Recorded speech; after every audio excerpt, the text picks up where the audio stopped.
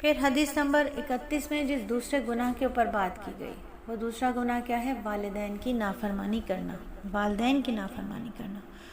دیکھیے اللہ رب العزت نے قرآن پاک میں جہاں جہاں اپنے احسان کا ذکر فرمایا، اس سے اگلی ہی آیت میں یا اگلے ہی جملے میں والدین کے احسان کا ذکر فرمایا۔ والدین کے بارے میں تو یہاں تک فرما دیا کہ اگر وہ بڑھاپے کی حد پر پہنچ جائیں، ان میں سے کوئی ایک والد یا والدہ جو بھی بڑھاپے کی حد تک پہنچ جائیں، کیونکہ بڑھاپا ایسی چیز ہوتا ہے کہ بچپن واپس آ جاتا ہے، سمجھے جیسے بچہ چڑچڑا بھی ہے، کبھی رو رہا ہے، کبھی ضد کر رہا ہے، کمزور بھی ہے، یادداشت بھی کمزور ہے، جسمانی لحاظ سے بھی کمزور ہے، اور ہاتھوں میں لرزہ ہے، ریشہ ہے، ضعف ہے، کمزوری ہے، چیزیں بھی گرا دیتا ہے، تو اس وقت تمہیں یہ بھی حق نہیں ہے کہ تم ان کو اف کہہ سکو، اف کہہ سکو۔ آج تو ہر بچہ ایسے اف امی کیا ہو گیا، اف ابو کیا بات ہے، اللہ امی، اللہ ابو، اف بابا کیا ہو گیا آپ کو۔ تو یہ اف کہنا بھی گناہ ہے، گناہ کبیرہ، انہیں آپ اف بھی نہیں کہہ سکتے۔ دوسرا بڑا گناہ والدین کی نافرمانی۔ والدین کے بارے میں تو علماء فرماتے ہیں کہ 3 باتوں کا خوب خیال رکھا جائے، انہیں کسی بھی قسم کی تکلیف نہ دیں، نہ زبان سے، نہ ہاتھ سے، نہ کسی اور طرح سے، ان کو ذرا سی بھی تکلیف نہیں دیں۔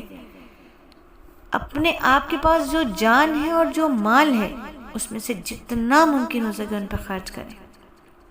وہ جس وقت بھی بلائیں ان کے پاس جا کے ان کی بات سنیں، ان کے سامنے بیٹھے ہوں تو ان کی طرف پیٹھ نہ کریں، ان کی طرف پاؤں نہ کریں۔ والدین ہیں، وہ والدین ہیں، ان کا رتبہ بہت بڑا ہے۔ تو والدین کی نافرمانی کے بارے میں نا یہ بھی آتا ہے کہ جو والدین کا نافرمان ہوتا ہے اسے سزا دنیا میں ہی مل جاتی ہے، وہ یہ نہ سمجھے کہ مجھے آخرت میں ہی کچھ ہوگا، اس کی نافرمانی کی سزائیں دنیا میں ہی ملنی شروع ہو جاتی ہیں۔ یقین کیجئے والدین اتنی بڑی چیز ہیں، اتنی بڑی ہستی ہیں کہ ایک ایسی ہستی جس نے کبھی نبی صلی اللہ علیہ وآلہ وسلم کو دیکھا ہی نہیں حالت ایمان میں۔ کہتے ہیں نا صحابی کون ہے؟ صحابی وہ ہیں جنہوں نے حالت ایمان میں نبی صلی اللہ علیہ وآلہ وسلم کو دیکھا، لیکن اویس قرنی ایک ایسے صحابی ہیں جنہوں نے کبھی نبی صلی اللہ علیہ وآلہ وسلم کو نہیں دیکھا، اور وہ صحابی کہلائے۔ وہ اتنا اپنی ماں کا احترام کرتے تھے۔ تو والدین کی نافرمانی سے بچنا چاہیے۔ دنیا میں 2 چیزیں ایسی ہیں جنہیں دیکھنے سے اجر ملتا ہے، جنہیں دیکھنے سے بہت اجر ملتا ہے۔ یہ خود اللہ کا بیان ہے، یہ خود احادیث میں آیا ہے کہ دو چیزیں دنیا کی ایسی ہیں جنہیں دیکھیں تو اجر و ثواب ہے۔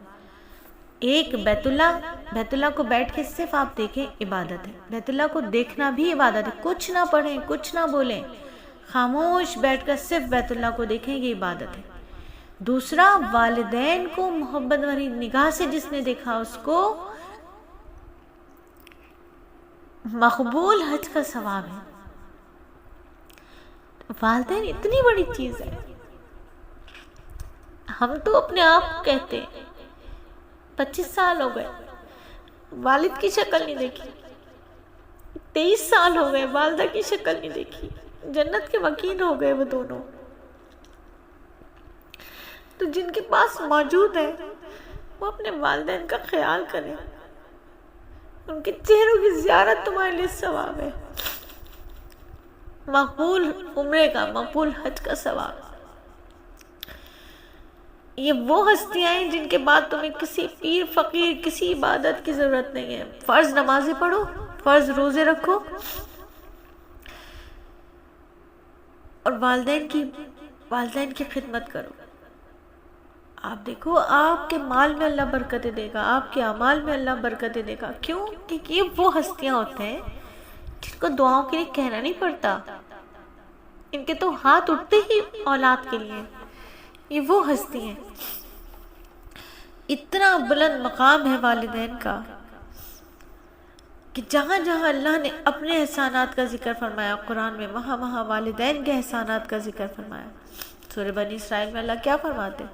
تمہارے رب نے فیصلہ کر دیا ہے کہ تم اس کے سوا کسی کی عبادت نہ کرو اور والدین کے ساتھ اچھا سلوک کرو. بس بات ہی ختم ہو گئی کہ والدین کے ساتھ اچھا سلوک کرو اور اللہ کی عبادت کرو, صرف اور صرف اللہ کا عبادت. پھر کیا کیا حدیث ہے, اللہ کے نبی نے کیا فرمایا کہ ماں کے قدموں تلے جنت ہے, یعنی ماں کی خدمت کر لو, یہ جنت کا راستہ ہے, جنت میں چلی جاؤ گے.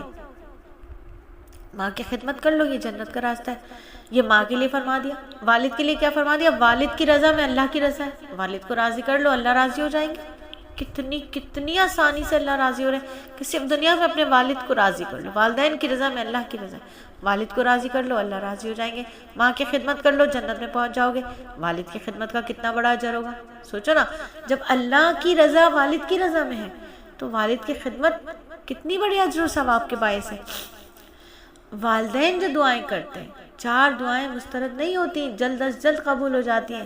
نمبر 1, استاد کی دعا اپنے شاگردوں کے حق میں. نمبر 2, عادل بادشاہ کی دعا اپنی عوام کے حق میں. نمبر 3, والدین کی دعا اپنے اولاد کے حق میں. نمبر 4, غائب کی دعا غائب کے حق میں. یہ 4 لوگ ایسے ہیں, یہ 4 مرحلے ایسے ہیں, 4 اوقات ایسے ہیں جہاں پر دعا قبول ہوتی ہی ہوتی ہے. والدین کی دعا اولاد کے حق میں قبول ہوتی ہے, اساتذہ کی دعا شاگردوں کے حق میں قبول ہوتی ہے, عادل بادشاہ کی دعا اپنی قوم کے حق میں قبول ہوتی ہے, اور غائب جو بہن بھائی ہیں ایک دوسرے کے لیے جو غائبین کی دعا ہوتی ہے وہ غائب کے لیے بہت جلدی قبول ہوتی ہے. تو ماں باپ بہت بڑی چیز ہوتے ہیں, ان کی نافرمانی سے بچنا چاہیے. اگر نافرمانی ہے, کیونکہ ان کی نافرمانی گناہ کبیرہ ہے, بڑا گناہ ہے. جب اللہ کی ناراضگی ہے اس نافرمانی میں, جب اللہ ناراض ہو جاتے ہیں نا تو رزق کی برکت اٹھ جاتی ہے. رزق کیا ہے, صرف کھانا پینا روٹی سالن رزق نہیں ہے, تمہاری جان, ہماری جان بھی رزق ہے, ہمارے صحت رزق ہے, خوشی رزق ہے, بہن بھائیوں میں بچوں میں امن و سلامتی رزق ہے, اور بچوں میں خوشیاں محبتیں رزق ہیں. تو دیکھیں آج ہمارے گھروں کے اندر بے برکتی کیوں ہے, ماں باپ کی وہ عزت نہیں ہے جو کرنے کا حق ہے ان کا. پھر دل کا سکون چھن جاتا ہے, والدین کی ناراضگی ہو تو دل کا سکون چھن جاتا ہے, سکون نہیں رہتا دل کے اندر. اور آخرت کی تو سخت پکڑ ہے ہی ہے, آخرت کی تو سخت پکڑ ہے. اگر حدیث میں آئے کہ والدین کا نافرمان جنت سے محروم ہو سکتا ہے اگر توبہ نہ کرے. تو جن کے موجود ہیں وہ قدر کریں, اور جن کے جا چکے ہیں اور ناراضگی کی حالت میں خدا نخواستہ چلے گئے تو خوب خوب ان کے لیے صدقہ جاریہ کریں, خوب خوب نیک اعمال ان کو ہدیہ بھیجیں کہ شب قدر کی راتوں میں بھی اس شخص کی بخشش ہی نہیں ہے جو اپنے والدین کا نافرمان ہے. تو اللہ مجھے اور آپ کو, ہم سب کو اپنے والدین کے حق میں فرما بردار اور صدقہ جاریہ بنائے, ہمارے بچوں کو ہمارے حق میں فرما بردار اور صدقہ جاریہ بنائے, ان کے بچوں کو ان کے حق میں فرما بردار اور صدقہ جاریہ بنائے, اور یہ سلسلہ تا قیامت چلتا رہے. اللہ میرے بچوں کو, آپ کے بچوں کو, میری نسلوں کو, آپ کے نسلوں کو اللہ رب العزت قیامت تک کے آخری آنے والے بندے کی ہدایت کا ذریعہ بنا دے, مجھے اور آپ کو بھی. آمین ثم آمین.